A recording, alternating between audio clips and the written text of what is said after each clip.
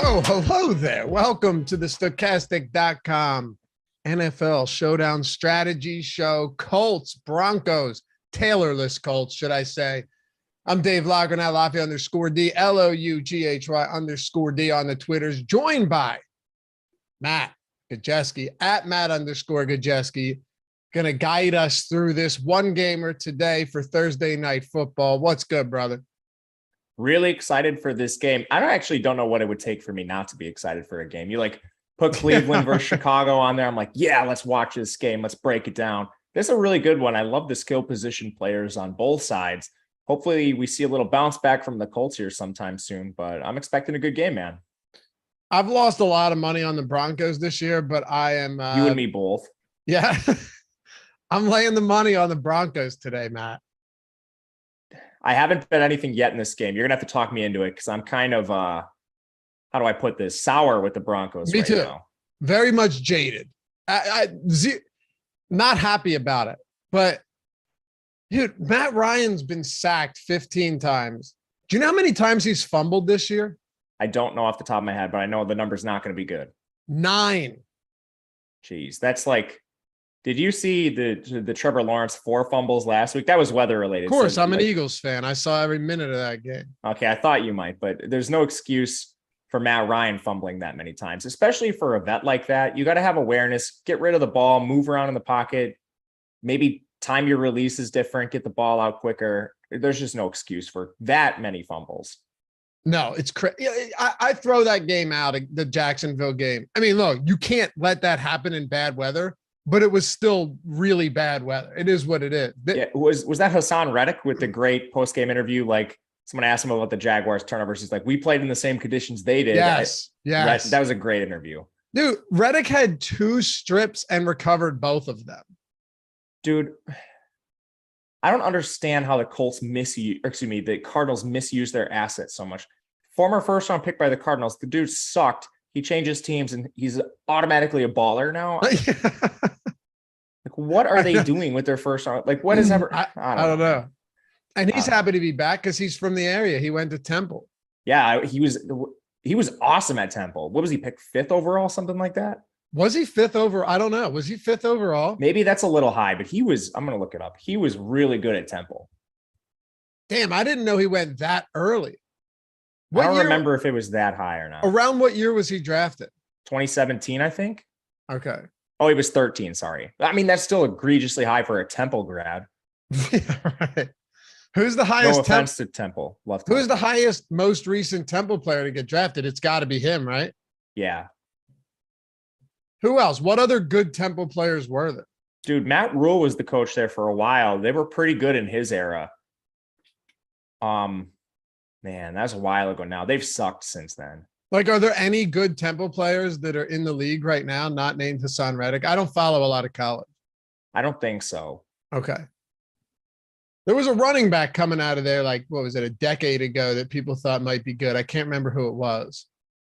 I don't remember either. And I don't think he ended up being great, but. They're now with the new era of college football, all their good players just transfer. Yeah, that's a good point. Anyway, very happy to have you guys with us. We're breaking it all down. Offense, defense, going to give you guys as much information as we can, help you make the right decisions, build the best lineups, win some money today. It's going to be fun. Last Thursday, Matt and I built a lineup that was, close only counts and horseshoes and hand grenades, right? But we were 1 point out of the winning lineup and all those single entries that we built it for. Today, we built a lineup that wins. But if you haven't done so, hit that thumbs up. Greatly appreciate all your support. It helps us keep the lights on around here. Subscribe to the channel if you haven't done so yet.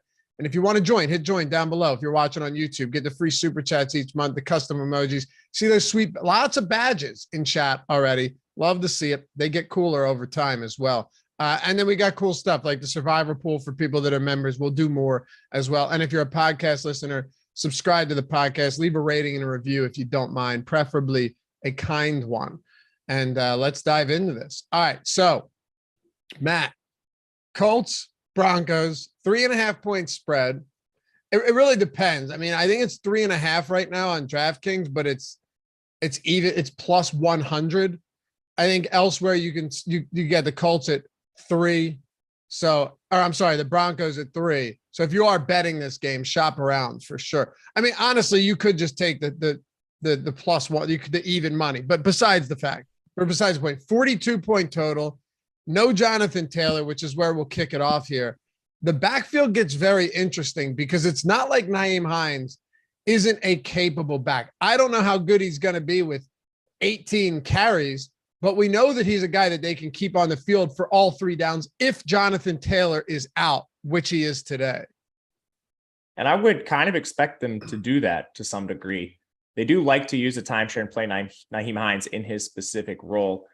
But this is a guy I think that in a pinch can handle a larger workload. You know, he's not the biggest back. He's listed at 5'9", 196. So he's certainly not a guy you want out there handling a full workload for the whole game. But I do think when situations are close for this team, they're going to rely on Hines. And some of the other backs might be used more in change of pace fashion. You look at who they have behind him, like Deion Jackson's been active a lot. He's just a special teamer. He's not getting any burn on regular downs. It's just been Nyheim Hines and Jonathan Taylor. So we're in kind of murky waters here in terms of how they're going to use these backs. But my money's going to be on Nyheim Hines handling most of the work right now. That's kind of what I'm seeing too. And you said it perfectly. In a pinch, this is a guy that you probably want on the field.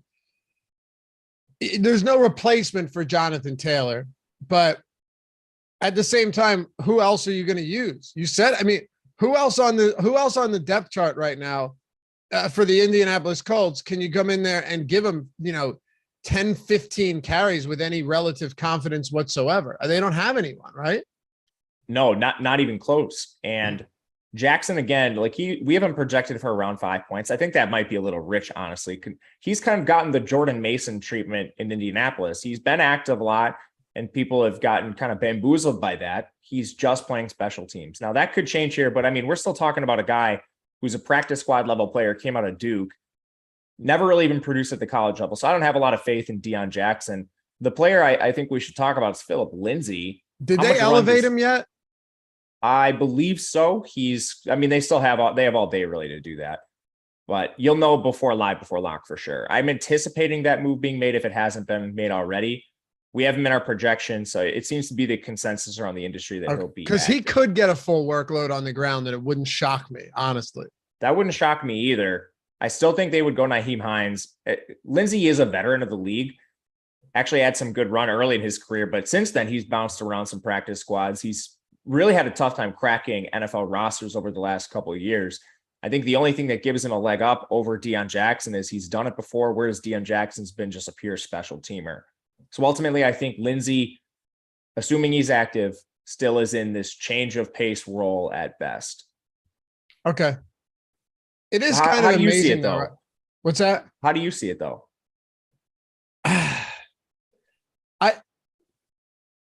Okay, so let me put it to you this way, because you're right. We're in uncharted waters here. We don't know. But if I would say definitely not Deion Jackson. But if Phillip Lindsay, I'm trying to see if he actually was elevated from the practice squad. I mean, they can still do it today, but let me just see here. It's either him or Devontae Price. Right. Okay, so I haven't seen that he's called up yet. We got to pay attention to that. Would you agree with me that we assume he will be? Yes, I'm just gonna pull up their active roster and we'll see right now. I did. He's not on it. He is not on it. No. So, and I was looking for news. Maybe the rosters weren't updated, but not yet. Here's what I'm saying. I first of all, how crazy is it that this guy, he had back-to-back 1,000-yard seasons to start his career? Isn't that crazy? Yeah, it is. As a UDFA out of Colorado, it is crazy. Yeah.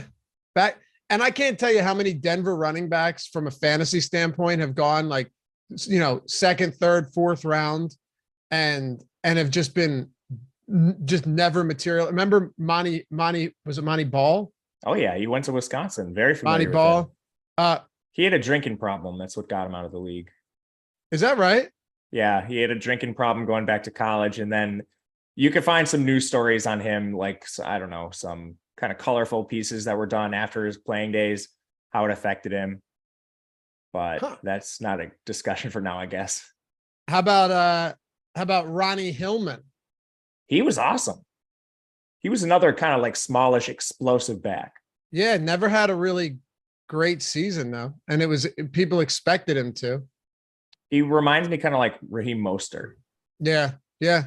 He never had I don't think he ever had 1,000-yard from scrimmage season. No, he didn't. Kind of crazy. Anyway, Philip Lindsay was the guy that came out of nowhere and had a couple great seasons in Denver, completely fell off, and it makes sense. But if he does get called up, I think Nyheim Hines is still a great play regardless. And DraftKings, he's 6,800. So it's not like he's overpriced at all for this role. They might though. And maybe they're looking at last week and being like, oh, can we do what the Raiders did and run the ball down their throats with Josh Jacobs? I was very surprised that Josh Jacobs was able to get that much running room against this Denver defense. Do you try that, or do you just consistently get the ball to Nyheim Hines in the passing game in space? Because the one of the wildest things to me that was unexpected, the Colts have the highest paid offensive line in the entire league. Outside of Quentin Nelson, these guys have not been good. Ryan's under constant pressure. They can't block for Jonathan Taylor. They're 28th in adjusted line yards, their offensive line, according to Football Outsiders. They have not blocked well at all, Matt. And this is supposed to be one of the better lines in the league. So I don't know how much success they'll have running the ball to begin with. I agree with you. I think a lot of it does come down to the pass game role for Hines. Still second on the team in targets, which is really good for him. I wish they would just use him as like a slot receiver when Taylor's healthy. Now they obviously aren't going to do that without Taylor, but his volume is going to be there, especially in the pass game. For DFS, his price is too cheap too. So to me, even if they're not efficient, the volume should be at a point where Nyheim Hines is going to pay off that tag or at least get close to it. If not, blow it out of the water. He's just underpriced. And then Lindsay, he's at a price point too, where, I ran some early optimals this morning on Fantasy Cruncher. The optimal lineup has them both. A lot of lineups in the top 150 have them both.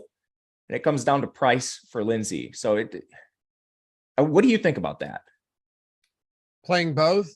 Yes, because they're both severely underpriced. I'm 100% on board with it. 100%. Because, okay, the Colts, I would feel entirely different about this if it was, let's say, the Lions, if just Swift was out, or even a few other teams with, I don't know, predominant pass catching backs, but weapons that are actually, pretty weapons that are pretty evident across the team, are pretty plentiful. They don't have anybody else outside of Michael Pittman. And he's going to see some Pat Surtain tonight. And Surtain's a beast, man. So is it crazy to think that both of these guys do get a lot of work? Dude, look at this team. Look at the pass catchers on this team for the Colts behind Pittman. Who do you have I know Pierce is coming off a couple of decent performances. He's been fine, right? He's been fine. But what have we gotten out of Paris Campbell? Very, very little all season long. He has 9 receptions through 4 games, and Pittman missed one of them. Pierce missed 1 or 2 of them. They don't have anybody. Yeah, they don't. They really don't, which is why I think the involvement for Nyheim Hines is going to continue, again, second on the team in targets. Right now, you mentioned some of the injury factors that did play a role in that, but he's locked into a role, and I don't think we can say that about the receivers. Pittman's been so bad. He needs to get benched for Ashton Dulin yesterday. Wait. You mean Campbell? Yeah, sorry, Campbell, not Pittman. Excuse me. Pittman's a stud. Yeah, okay. Disregard that. We were gonna have an argument there. Pittman's not getting benched. He's a top 24 receiver in the league. Campbell needs to get benched. He's been horrifically inefficient this year. Horrible. And Ashton Dulin's actually been really good. You look at yards per route run, some target separation metrics. Dulin's actually performing on the field. For whatever reason, they're keeping his routes down. Like, they played Paris Campbell as a full-time receiver, and they sort of rotated Ashton Dulin and Alec Pierce last week. No. This needs to be Pittman, Pierce, and Doolin on the field every snap. Campbell needs to get like relegated to the practice squad. I don't know. He just is not an NFL receiver. And you're not even exaggerating either. It's not that's not hyperbole. He's just been bad. No, he's like a bot. Like if you look at some PFF metrics, there's about 100 qualifiers. You need to run qualifiers so you don't have guys with like one target in the sample. He's like a bottom 3 receiver in like most metrics, like yards per route run. Like he's egregiously bad. If you were to take, what do you want? You could probably do minimum 10 targets on the season. Because he's got, you can do 10 targets on the season, and he's probably, like you said, very, very, very low on that list. Let's see. Okay. Paris Campbell, out of 154 players with 10 targets. Oh, dude, I should take out the running backs too. I bet you take the running backs out, it's even worse. All right. It's not good. Okay. Out of 123 running wide receivers and tight ends with at least 10 targets, Paris Campbell is 117th, 0.64 yards per route run. The only players behind him, David Sills, Demarcus Robinson, Allen Robinson, Chase Claypool, Shy Smith. Is it she or Shy Smith? You would know. Shy. And AJ Green. Yeah, that's bad company. Yeah, that's a real bad company. Wow. I mean, yeah, you can't. I don't want to speak again. I don't want to like be hyperbolic here because it's a showdown slate. Can you pay 3,600 for Paris Campbell? So at the end of the day, as much as I don't like him as a play, he's still getting more snaps and routes than Alec Pierce and Ashton Doolin, and he's cheaper. Yep. Now he could get benched at any point. That's how bad he's been. And if he got benched, I'd be like, oh, okay, finally. But they haven't done it to this point, and Frank Reich hasn't really shown that he has a good grasp of this team right now. So if Campbell's still out there for full run, 3,600, he's going to be a good GPP play. It sucks, but I agree, because even 10 from him at that, it's 8 or 10, who knows, on a game like this could be enough to get you there. What's his ownership at right now? His projection is actually pretty good for ownership. Let's see here. Oh, it looks like the top plays tool hasn't been updated. It looks like, at least not as of starting this. And his projection is going to look good just because he's always on the field. Right. Right. I mean, how many snaps is he playing? He's getting full snaps. Yeah. Yeah. Last week, only 67%. So it did see a tick downward, but still it's. Okay. His ownership right now is at 14%. That's low. And that's in the, 14%. Yeah. 13.5 is coming in utility, but just a fraction of that percentage is coming a captain. Right. Yeah. It sucks, but here we are. What about Michael Pittman today? The obvious answer is, you play him, but he's, as far as pricing goes, Michael Pittman is the highest priced player on this slate. Yeah. And he projects quite a bit below in terms of raw projection than Russell Wilson and Cortland Sutton. He's multiple points behind them both. So if you're running optimizers, you're just not going to get a lot of Pittman. And that makes sense. Price adjusted plays, he's one of the worst on the slate in terms of the expensive players. But I think when you're talking about tournaments, we just need to be considering raw upside with him. And he actually might come in a little under-owned. He hasn't had a great season, some of that due to injury. He had the big week 1. He hasn't done much since. And you actually have really good alternatives. So I do think people are going to gravitate to the cheaper Cortland Sutton, the cheaper Russell Wilson. Like Jerry Jeudy's getting similar-ish volume, like maybe 85, 90%. And he's way cheaper than Pittman. You're almost saving $3K by playing Jeudy instead of him. So your rosters look better when Pittman's not in them, but the upside for him is undeniable. And if he's going to come in at reduced ownership, I think he's somebody we could target. The question to me is, he's still coming in at 48% ownership. Judy's not much higher than that. Even like Sutton's not terribly higher than that. I still think at this ownership, I'd rather just play the better plays like Sutton and Jeudy. What do you think? Yeah, I love Sutton today. I like the over on the receiving props, receiving yard props. I like the price point a lot, but you're right, because Pittman's legitimately good, and Pittman's the type of big body receiver that can beat good coverage just based on size, right? And that's one of the things that I'm always looking for. You know, he's 6'4", 220.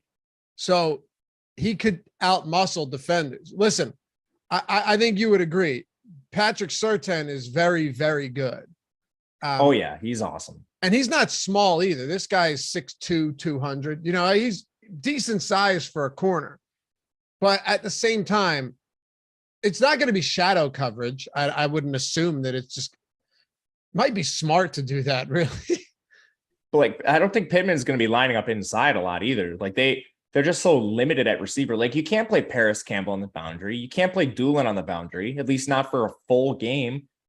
Like how much can they actually use Pittman in the slot to avoid Surtain's coverage? Exactly. I wonder how much he's actually lined up in the slot this year anyway. You're right though. You can't put those guys on the outside. It's just going to create an absolute mess. But I still like him.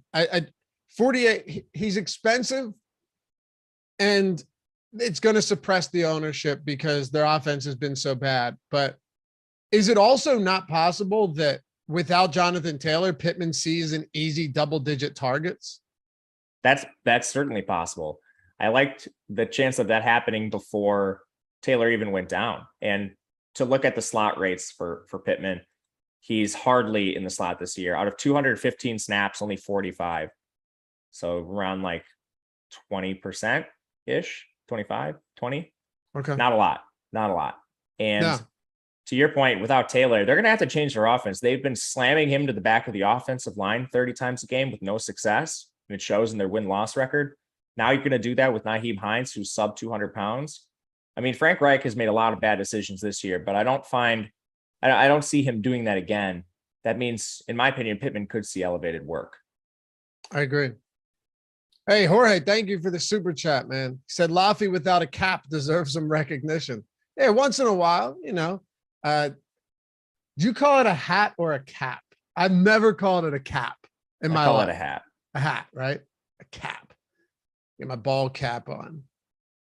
I feel, Jorge, how old are you? Because cap definitely is, you're older to say cap, right? Am I wrong, Matt? I don't think so. Not an insult at all. They say different stuff. My grandpa uses cap, instead of hat. Yeah, cap. Grab your cap. All right. Well, thanks, Jorge. Appreciate you. Do you think we should be looking at some of these kind of peripheral receivers for the Indianapolis Colts too? Like Alec Pierce would be one of them. Doolin did play 29% of snaps, so he's at least getting on the field a little bit here. Maybe you're right, and maybe Frank Reich will acknowledge his missteps and he'll start playing Doolin more this week. But yeah, Doolin's 46 in the utility. How much is Pierce? Pierce is 54. I like this spot for tournaments because there's some uncertainty. One, Pierce is supposed to be their wide receiver too. He was kind of penciled into that role, got a concussion early in the season, and that's limited him, and they brought him along somewhat slowly. You have an underachieving receiver ahead of him. It wouldn't be surprising to see Pierce play full run. And Doolin's actually been pretty good on the opportunity he's received. His yards per route run's decent. His target separation's decent. He's doing things you'd expect of an NFL receiver on the field. He just flat out needs to play more. And he's been a little volatile in terms of yards per route run on a weekly basis. I think that has more to do with like small sample sizes. You know, they're moving him on and off the field. So it's been kind of a roller coaster ride for Doolin, but I like what he's done. He needs to play more. I just don't know if they're going to do it. And because of that uncertainty, I like actually all three of these receivers taking shots on them. I think there's a chance that all three of them actually go a little bit under-owned here. Yeah, I agree. It's kind of a fun slate in that respect because there's no clear options behind Pittman in the passing game. There really aren't. It could be it looks like Pierce is the number 2 from what I'm seeing over the past couple of weeks. It looks like Pierce is the number 2, but there's not I don't think there's a ton of distance between him and some of these other players. What about Mo Alley Cox or Jelani Woods with the 2 touchdown game on 2 receptions? Mo Alley Cox, he's quietly seen his route rate rise game over game over game. He eclipsed 60% of the routes last week and had a good game. Similar to Ashton Doolin, his performance has been positive, and I hope they reward him with continued playing time. Mo Alley Cox has looked good when he's on the field too. So seeing that positive trajectory out of him, the targets rise, the routes rise. I think you can use some Mo Alley Cox today. He's at an interesting price point too. What about Kylen Granson? He's a guy that's kind of been like, when Mo Alley Cox is seeing an ascending role, someone has to go down a little bit. Granson, I still think is fine in terms of price. We know he's going to play a little bit. At the end of the day, no matter what, these guys are going to use multiple tight ends. They use 12 personnel a fair amount. So even if Mo Alley Cox is in a somewhat ascending role and Granson's dropping a little bit, Granson's still going to be on the field. He has a 50% snap share so far this year. He actually has an edge over Cox in targets, 15-14. Again, I think that's trending Mo Alley Cox's direction. All that to say, though, Granson's still involved and he's going to be on the field. He's also cheaper. So, I mean, some of it's going to come down to price. Mo Alley Cox is in a range where you're going to be debating him versus the receivers we talked about. Granson's a bit cheaper than them. So if you're just building certain styles and you need a cheaper guy, Granson might be the guy that just naturally fits. I like them both here. Again, it's an uncertain situation like the receivers, and I like taking shots on these. Dude, is there anything worse than a showdown slate where you have a team that throws to 3 different tight ends? I kind of like those. I mean, it's really hard. I lose a lot of them just because chances you're picking wrong are high, but I think they're fun. They're fun for sure. But the odd thing, usually 1 or 2 of them is really, really cheap. None of these guys are that cheap. Like, they're cheap, don't get me wrong, but they're not, you're not talking the $1,000 or $600 cheap that we've seen with like when we didn't know what we were going to get out of Dallas tight ends when Schultz went down or New York Giants tight ends. This is all, you're still kind of paying for them. Yeah. And instead of playing these guys, everyone's going down to Phillip Lindsay and Deion Jackson. And those guys have uncertain roles. There's a situation where the field plays a ton of Phillip Lindsay because he's the avenue to making better lineups. And Phillip Lindsay plays single-digit snaps.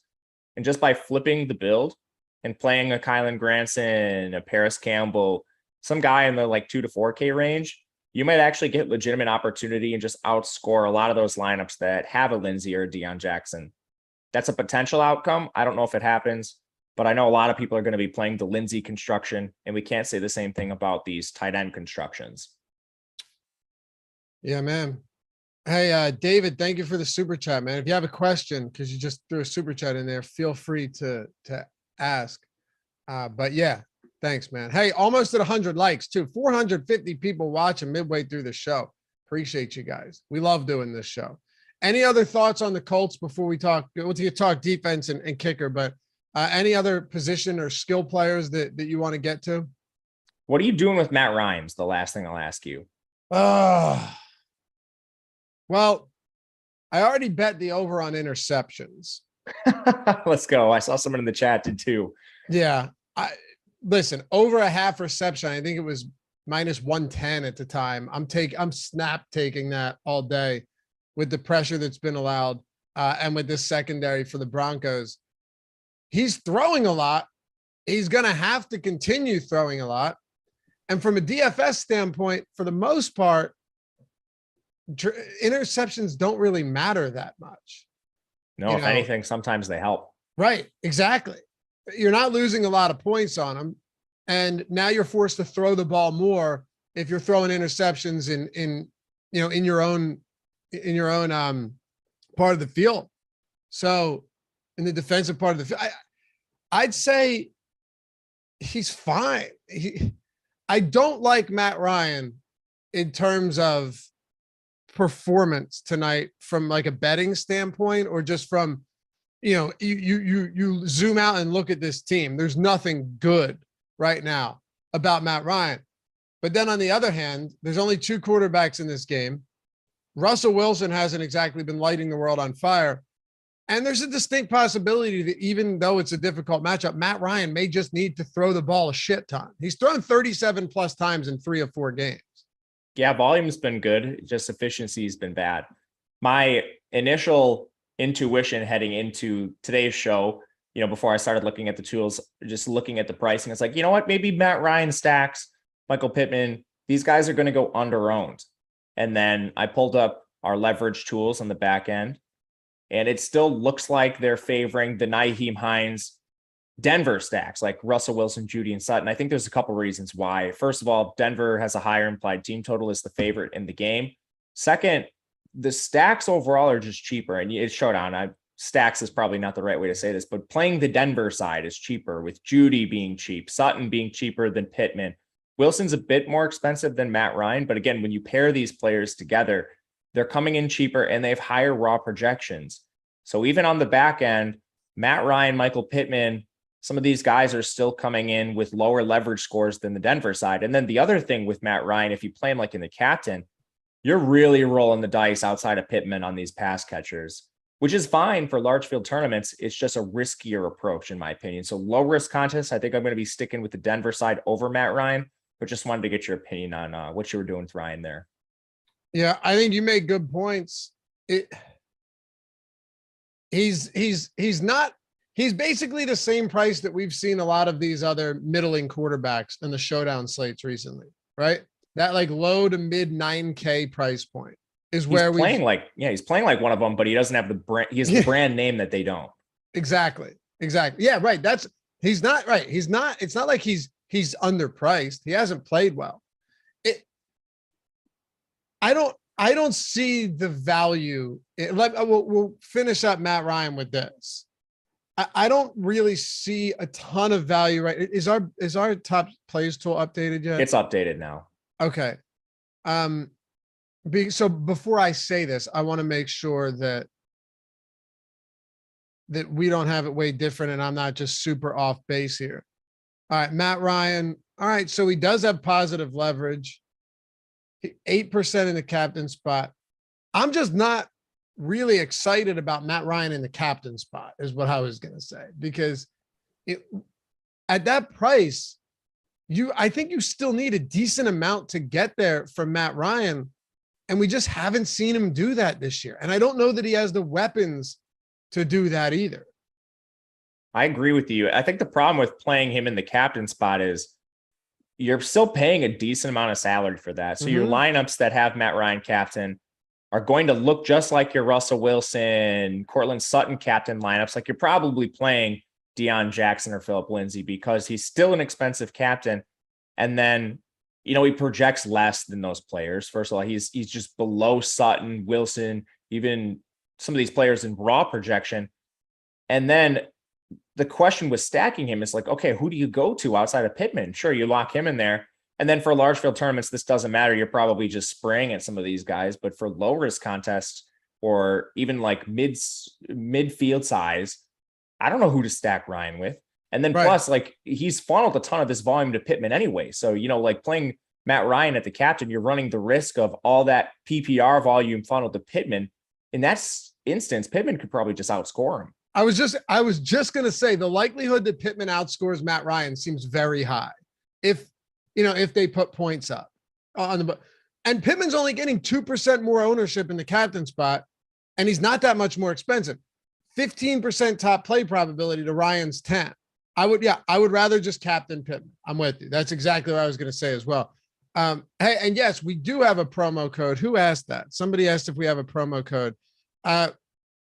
Yeah. So if you want 3 free days of Stokastic Plus NFL, that's all of our tools for not just the main slate, but for Showdown as well. You're talking about the top plays tool we're referring to now, where you're getting everything, right? Leverage score, top play probability, the ownership, the projection. You'll see how valuable it is once you check it out.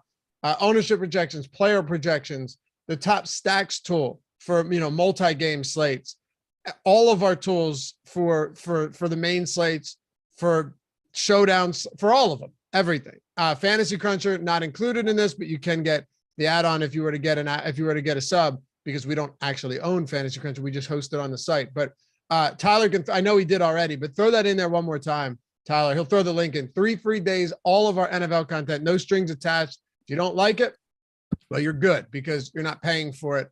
And the link's in the description as well if you're watching after the fact.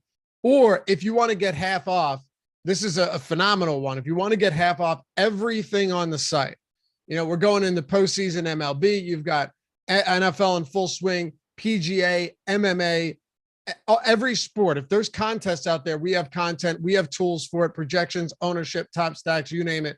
Use the promo code Showdown Strategy, all one word, all caps. Showdown Strategy gets you half off everything on the site for the first week. Massive discount. You can check it out at a much lower cost than you normally would. Everything, Stokastic plus Platinum, half off on the site. All of our tools, every single sport. So 3 free days if you're a new user. Use that link. That'll get you all NFL. And Showdown Strategy will get you half off for the week. Everything on the site. All right. Quickly, because you and I always go late on the first team. For kicker and defense, just any interest here in the defense or Ben Rasa? I would. Oh, wait, no. Who's their kicker now? McLaughlin, right? Yeah. For some reason, I was thinking it was Blankenship still. Ben Rasa. That was funny. It made me laugh right away. It's so funny how many people refer to him as Rodrigo Blankenship. Yeah, that's hilarious. I like the kickers here. Another low-scoring game environment, 42-point total. These are the spots where I try to go a little bit over the field on kickers, like McLaughlin. And then Colts defense, it hasn't been spectacular, but I'll play a little bit of defenses in these environments too. I still prefer Denver despite their injuries, but I'll play a little bit of Indy. Okay. All right. Let's talk a little bit about the Denver Broncos here. I actually think we could spend less time on the Broncos today because there's some spots that are just pretty evident.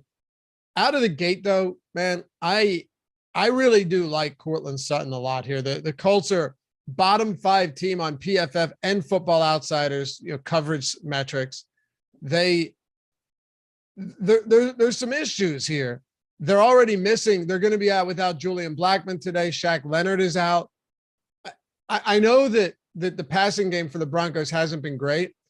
I also think this team might not be as bad as it looks. There's correctable issues like the red zone inefficiency. If Nathaniel Hackett can just kind of figure something out. Russell Wilson still targeted Sutton 5 times on deep balls this season. He has a 27% target share. That's more than 10% higher than the next closest player. It was him at 27. Then it was Javonte Williams at 16.7. He's gone. And then Judy at 16%.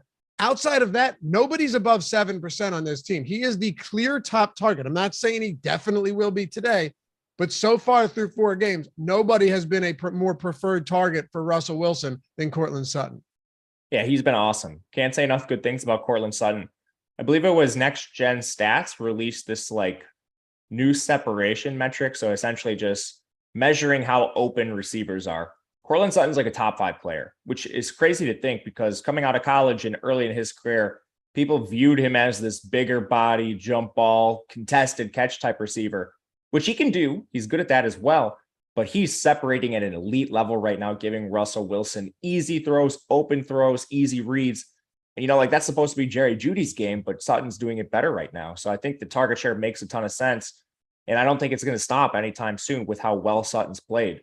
When I ran optimals this morning, the top 2 captains across 150s, Russell Wilson, Courtland Sutton. Comfortable playing them both. Sutton's an awesome play at his price today. I'm with you. I actually think he should be the same price as Pittman, just given the circumstances. I agree. And we're both big Pittman fans. We've liked Sutton and Pittman, both of us, for a while, and all the fantasy football stuff you and I did over the last couple of years. So it's fun to see this matchup. I know Judy isn't getting, the lion's share of targets. I'm not surprised by this, to be honest with you. But at the same time, it's not as if he's completely uninvolved either. He has breakaway speed. We saw that in week 1 against Seattle on that long 67-yard touchdown he took to the house. it's possible that you can get some big plays out of Judy. So, I mean, yeah, dude, I'm perfectly fine with Jerry Judy. I like Jerry Judy too. I think some of the target share is depressed because of the injury, but you even look at last week, played the full game, 5 targets. He's up and down. He doesn't have that consistent target share that Sutton does. But to your point, he still has that elite game breaking ability. He's a strong downfield option, and he has good run after catch too. I just don't think he's quite as involved as Sutton. So in like week 1, I thought we were kind of breaking ties between the two of them. I wasn't sure what to expect. Now I think Courtland Sutton's pretty clearly ahead of him. And even factoring in the price tag difference, I still prefer Sutton. I'll get to a lot of Judy though. He's at a price point that's kind of on an island right now. And if you're stacking Russell Wilson, it's very easy to get to both Courtland Sutton and Jerry Judy because of that difference. Yeah, being able to get like Sutton, Wilson, Judy is not that hard at all. So easy. Is it going to be? Yes, of course it's going to be a popular play. I'm not denying any of that, but there might be ways we can get different. We'll build a lineup at the end of the show as we always do. There's ways to get different here, but it's super easy to do that. With no Jonathan Taylor today, I mean, I won't say you can do whatever you want, but life's not too difficult making lineups here at all. No, you can do quite a bit, especially with the value plays we also have. What do you think about the other pass catchers outside of Judy and Courtland Sutton? This is where it clearly gets a lot murkier. Yeah, well, they made some interesting decisions recently. Didn't they put Kendall Hinton on their practice squad? Did they? They did. That was the most recent news on October 3rd. Okay, so after last week, and he played a lot of snaps last week as well. He played more snaps than KJ Hamler by far. A mile, yeah. But most recent update, Kendall Hinton reverted to the Broncos practice squad Monday. Aaron Wilson of Pro Football Network reports. So does that, good call. Does that mean that we're going to see a lot more KJ Hamler? I would guess so, but this is another really murky situation now if he doesn't get called back up. And I don't know why they would put him on the practice squad to only take him off a week later, Yeah. Like, did you just play bad enough where they're like, all right, nah, man, you got your shot, to the bench you go? It kind of feels that way. It does feel that way. He hasn't been that involved, but in terms of opportunities, but yeah, last week, 3 targets on 57% of snaps, and then see ya. So outside of him, you have KJ Hamler on the season. We'll do season snap shares because I don't think they're going to bring Hinton back up. It just doesn't make any sense to put him on the practice squad and then bring him back up. Agreed. KJ Hamler, 37% of the snaps. Tyree Cleveland, 28%. Montreal Washington, 8%. All of those guys are still on the roster, the active roster. I think it's Hamler. Hamler had a big catch last week, but I don't feel real confident in this. Right. And Cleveland's questionable too. And Montreal Washington was their preseason hero. I think it's Hamler. I think it's Hamler too. I'm operating under that assumption right now, but this is another dicey situation. This is the diciest. Luckily, we have the clear top 2 options, but for tournaments, I think we should be looking at this third Denver receiver, not knowing who it's clearly going to be. Totally agree. Because Hamler has two targets through 3 games this season. Like you said, played 8% of snaps last week. So clearly Hackett's looking at him, at least he was last week, going, oh, I'd rather play Kendall Hinton. Yeah, it could be any of these guys. It makes it difficult because they're all very, very cheap. Cleveland, minimum salary. Washington, minimum salary. The only one that isn't is going to be KJ Hamler, and Hamler's not that cheap. That's the thing. Hamler is not cheap. Hamler, okay, so I agree with you. Hamler's probably not like anything close to a low risk play, but he did have the 55-yard catch. That was good. And Hamler's explosive. He just battled injuries throughout his career. He's this little explosive slot receiver that came out of Penn State, basically Jahan Dotson before Jahan Dotson was there. And then because of the injuries, I think that's limited his snaps. They gave Hinton his shot. He failed. Hamler on the small snap share with that 55-yard catch, that could earn him more. Like Montreal Washington also had a catch just 4 yards. Tyree Cleveland didn't have anything. But because this is still uncertain and because Hamler is expensive, I'm still willing to take some shots in large field tournaments on Cleveland, assuming he plays, and Montreal Washington, who they've deliberately kept on their roster after going undrafted this offseason. He's a preseason hero for them, and I think they might want to get a look. And they've clearly shown a willingness to give these no-names a look. Like Kendall Hinton was a quarterback in college. He had to convert to the receiver position, and he hasn't done it very well. Hey, he was a quarterback in the NFL. That was an awesome game. Let's not forget. Saints, right? The best thing that ever came out of COVID was that game. Oh my God. What a disaster that was. The only thing is that it was kind of cool. It was cool. It was, how many times did they throw? It was like a Tim Tebow offense. It was awesome. And then on the other side, though, I think it was what's his, why am I blanking on this?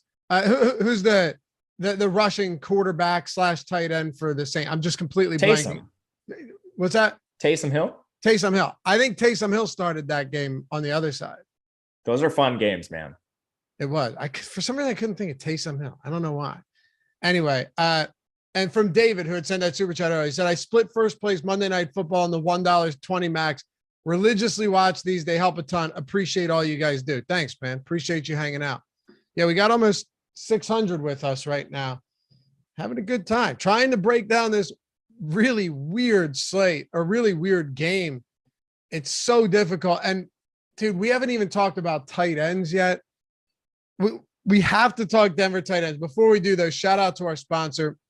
You guys already know this, but PrizePicks is doing things big right now. You don't have optimizers there. You don't have sharks. You don't have any of that stuff, right? No mass entries. You're just building lineups. You're simply building lineups with player props. There's no juice on either side. You're just taking the over or the under. And you can do this. I use Matt as an example all the time. Because you're not playing against everybody else, you can take, if you're building a 5-player lineup where you would 10x your money if you hit all 5, unlike traditional parlays, if you hit 4 or 5, you still 2x. You make money back if you 3x, or you do a power play with 4, you got to hit all 4 of them. But if you do, you 10x. You could be like Matt or Ben or some of these other guys that are very much into multiple sports happening right now. You could take 1 from college football. You could take 3 from the NFL. You could take 1 from UFC, and you could throw them all into the same lineup. It doesn't matter. That's what makes it so cool. And there's a million different props that you can choose from. That might be a slight stretch, but there's so many different props. Props that are not on traditional books. I can tell you that much. So that's why you play there. Why you sign up there is if you use the link in the description or the one that Tyler can throw in the chat. Not only do you get up to $100 first match deposit bonus with PrizePicks, but you also get a free month of Stokastic Plus Platinum. Literally everything, all of the tools on our site. Free when you sign up using that link with PrizePicks. It's an amazing deal, truly. Otherwise, I always tell these guys, like, I won't do reads if it's something I hate, if it's something I don't believe in that is good for you guys as well. This is a free month of all Stokastic Plus Platinum and a first match deposit bonus up to $100. No brainer. Take advantage of it. And the format, the site's awesome. It works great with an iPad or an iPhone or whatever else you're using or on desktop. So check it out, prizepicks.com. Just be sure to use that link when you sign up to get that free month and to get the $100 first match deposit bonus. All right. And it's great if you're not in legal betting states as well. That's huge. Where else are we going at tight ends? How do we even start here? What an ugly spot. I think we can X out Albert Aquay-Bunum finally. 1 snap. Wow. Isn't that crazy? Yeah. And how does that happen? Maybe we should have taken more notice in the preseason when he was playing in the 4th quarter with the 3rd stringers that are all cut now. You called that. You called that with Noah Fant too in Denver. You had mentioned that he was also playing deep in the games, and he's been used less than Will Dissly in the passing game. Yeah, it's been rough. I mean, I tried to rationalize it a little bit too, though. I was like, oh, maybe they're just trying to get him out there, extra blocking reps. He never really did it in college. Turns out he's just an actual third stringer, which is new worst team. Case. Yeah, worst case scenario for that. But I mean, for tight ends, Eric Saubert, he's probably the tight end one now for this roster. I mean, no tight end outside of Akwe Boonham is double-digit targets. Andrew Beck is kind of like a fullback. He plays this H-back tight end spot. Tomlinson's a pure blocker. I think Saubert would be the guy you look to, but I don't think I'm going to play any Saubert. All right. So are you mostly just staying away from the tight end position for Denver? I think so. Yeah. It's ugly. It's very ugly. And then Beck hasn't been targeted since week 1. He hasn't seen any real opportunity since week 1. Yeah. I mean, he played some like fullback in college. I don't think he's going to be a focal point of their pass game at any point. Me neither. We haven't talked about running backs. Do we agree? Because we already talked that we love Sutton and Judy and all that. We do like Russell Wilson significantly better than Matt Ryan, right? I do. I do as well. Okay. How about the backfield? You have Jonathan Taylor out for the Colts, and then you just had Javonte Williams go down. That sucks. For the year with that ACL, Melvin Gordon has had some serious fumbling issues, man. He's fumbled the ball 4 times this season. He's lost 2 of them, but he's fumbled 4 times this year. It's creating some real issues in Denver. Does he still get the lion's share of work here? Or are we going to see, are we going to see some Mike Boone mixed in? This feels like a spot where Nathaniel Hackett, Matt, he keeps going back to Melvin Gordon no matter what. If Melvin Gordon fumbles, does Hackett reach a breaking point and put Mike Boone in there for extended reps? At some point, he has to. I mean, you can't give away possessions like that. Now, some of Melvin Gordon's fumbles are like reaching across the goal line, really risky situations, in order to get scores. But I mean, it's still not acceptable. And then he had the egregious one last week where the ball just flies up in the air. That was a really bad fumble. Maybe it'll be Latavius Murray. They signed him off the Saints practice squad this week. He actually looked good last week. I was surprised. But I do think Melvin Gordon gets the first shot here. I think his leash is a little shorter than it had been previously, but this is still like a 5+ year veteran in the league. He's been with Denver for a while. I know it's a new coaching staff, but Melvin Gordon, when he's out there, he's generally been reliable in his career. So I don't think you pull the plug on him right away. He's also their most talented runner, probably. Actually, like Boone, he's been really explosive in the small sample sizes where he's actually gotten work on the field. A lot of those came earlier in his career, but ultimately he's remained like a third string back throughout his career as well. So it's tough to trust Mike Boone. He's also at a price point, which is pretty high today, $6,200 for Mike Boone in at best a 50-50 timeshare. Like, I don't think he's coming out here and playing over Melvin Gordon. Would you agree? No, I don't. I mean, it's just Melvin Gordon's been an issue is all. That's the only thing. Melvin Gordon's not a bad running back in the sense like last year we talk about Javonte Williams a lot, but just from an advanced metric standpoint, Melvin Gordon wasn't that far behind Javonte Williams on most of those spots where Williams excelled. Like Gordon was still pretty good is what I mean. I don't think he's terrible, but my God, man, you're talking about some big missteps that we've seen from and big, I don't know if it's mental errors or just and not being able to hold on to the ball. Melvin Gordon is still okay. How about I phrase it this way? And then I'm going to get to your guys' super chats before we build a lineup. I didn't forget about any of them. If you were to say, if you had to project the workload here, and that's why we have the top plays tool, we have, projections, but if you were to try and project for the workload among these running backs today, what do you think it looks like? I think most likely it's 60-40, Gordon to Boone, 65-35, somewhere in there. Boone actually was playing a fair amount before Javonte got hurt. Like 2 weeks ago, this was kind of a 3-way rotation, which I think has quietly gone overlooked. And then worst case scenario for Melvin, I think it's pure 50-50. I don't think there's a high likelihood that it skews the other way, like Boone's leading a 60-40 or 65-35. I think most likely is Gordon with that slight lead. outside chance that it's a 50-50. And, very worst case scenario would be like a 30-30-30, Latavius also involved, but that would be the least likely in my opinion. Do you want to get some Latavius Murray? He's not cheap either.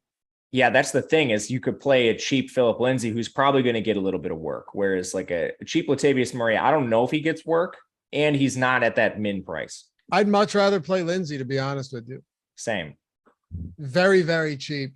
And it's possible too that he gets more work because Melvin Gordon's fumbling, but he's still a guy that was integral in this offense.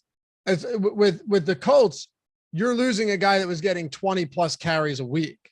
Right. Big difference. That's the problem. So I'm with you. Okay. Any other spots for Denver that you want to hit on, and kicker defense too? We can get into that, but I think the answers are obvious there. Right. I agree with you. I'm playing both the kicker and defense. I like this kicker and defense a little more than the other side. Okay. We'll build a lineup. Always our favorite part. We got 650 people watching right now. Let's go. Yeah, let's go. And hey, hit that thumbs up. If you've yet to do so, atone for your sins, my friends. You know the drill. You got 145 and 648 watching. That ratio, it's rough. But I know we'll get there. That's okay. And as long as you're watching, it's all good. All right, Logan, do you think Latavius Murray gets any significant work? Thanks for the super chat. Using the free one as a member here. We answered that. Jose using a free super chat. Yeah, take advantage of those. If you're members, take advantage of the super chats. Choose one, Denver defense or kicker. Matt? I'll go kicker, McManus. Jillian Sullivan, best captain for single entry, 19K entries on DraftKings. I honestly kind of think it's Russell Wilson. He's coming in a little under-owned in the captain spot, and I think a lot of people are just going to play Sutton instead of him. Russell Wilson right now has the highest leverage, second highest leverage score of anybody in our tools, in our top plays tool. And a lot of it comes at captain too. If you think Russell Wilson's still too chalky, I see you mentioned a field of about 19K. I would pivot down to Judy. He's going to give you leverage off the Sutton and Wilson captain lineups. And he's at a different price point. So he might allow you to come up from like a Lindsay to, I don't know, a Granson or somebody or a kicker or defense in that range and give you a slightly different build. So I think Judy is also in play there. I'm wondering how popular a lineup's going to be that has Nyheim Hines at captain and then just full out Broncos stack in the utility. Yeah, man, that's a weird construction. But it kind of makes sense because Hines is so cheap. Right. Right? I don't think it's insane. I don't either. JJ Smith, thanks for the super chat, man. Kicker with the opposite team, DST, won on Monday Night Football this past Monday. Is that typically not a good play, considering when kicker gets points, it's possibly just lowered your DST? Not really, because if your kicker's getting a lot of points, it means that your defense is keeping touchdowns off the board. So teams are going to score. Yes, if a team continues to kick field goals, that's going to be, it's not optimal for, you want them to, allow no points, but it doesn't surprise me at all, Matt, that a kicker and the opposing defense are both in the optimal. No, it doesn't surprise me either. And defenses win a lot off big plays. Like if you could score a touchdown, great. Or if you can generate sacks, turnovers, those all help too. And Stafford threw a pick six. Well. Defensive score is going to flip it entirely. Right. Didn't they? What was the final score of that game? I don't have it handy. Me neither. But I think they scored like 9 points. Yeah. I thought it was 24-9, and it doesn't matter. All right. Want to build a lineup here? Yeah, let's do it. All right. Do I have anything else I wanted to let you guys know before we do this and head out of here? I think we're good. Like I said, 3 free days. Use the link, all of our NFL content, or use Showdown strategy, all one word, all caps, to get 50% off your first week. Just use that at checkout. And do we have any free tools today? Last thing I got to check here. I want to help you guys out. Oh, Thursday Night Football top plays tool is entirely free. No baseball till tomorrow. So Thursday Night Football top plays tool. Let's go. Let's do what we did last time. Talk about the $50 single entry, Matt. I believe the prize pool last week was 60K, which is nice. I'm I'm just going to pull it up and just tell you how big the field is. So we're on the same page here. All right. $50, $60K. It's so $50 entry, $60K, and around 1,400 entries, $6K up top. Let's do that one. All right. Could have some fun with that. All right. So you can kick it off, Captain. Let's go, Judy. Give some leverage off Sutton and Wilson. I like that. All right. I'm gonna plug Hines in. I have a very difficult time believing at that price point, even if he's chalky, that Hines is not getting us what we need. He's at a great price, and we have Judy. I'm going to plug in Wilson. Go right back to the stack. All right. And you guys keep in mind, 1,400 is the field. $50 entry. So it's a little different than a Millie maker. Millie, for reference, Millie is like 200,000. Yeah. Right. We're significantly below that. But it's not a bad prize pool for a showdown slate. For a single entry, I mean. Yeah. All right. You did Sutton? No, I did Wilson, but I Wilson. All right. Well, I'm going to go Sutton anyway. Cool. That gives us around 5,900 per player.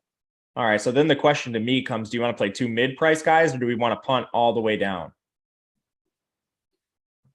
This is always tricky because you end up being in the backup quarterback range, right? The mid-range, when you have 6K remaining, is always the backup QB range of guys that aren't going to play. Or backup running backs that they price up. Right. I don't mind being a little different and plugging Lindsay in here and seeing what that does for us, because now we'd have two Colts running backs. Yeah, let's do that. And then we can play whoever we want. I'll plug in. Let's plug in Melvin Gordon to finish, leave some salary on the board. Hopefully be a little contrarian there, because I think we are fairly chalky to begin. I agree. So we're basically playing this as Indy's passing game is going to stink. Hines gets all of the opportunities in the passing game outside of Pittman, but Pittman doesn't have a big game, doesn't find the end. Just kind of telling the story here. And then Philip Lindsay gets some rushing down work. Maybe he punches one in on the ground. Love it. That's not an unrealistic scenario either. No, very realistic. Awesome. You can follow Matt at Matt_Gajewski, and you should absolutely check out all of his stuff at OddsShopper. He's doing the OddsShopper channel on YouTube, doing all of the college football stuff that you can imagine. You got a big Saturday slate.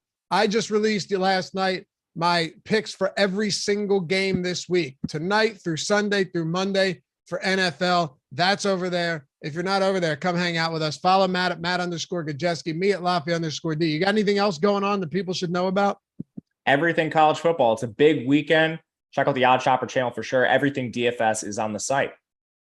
Appreciate you guys, man. This is fun. Matt Gajewski or Matt Savoca and I'll be back at 11 o'clock talking marathon matchup show, all games for the Sunday slate. All 12 of them will get you prepped and ready heading into week 5. Thanks to Tyler Zander, as always, for producing. Peace.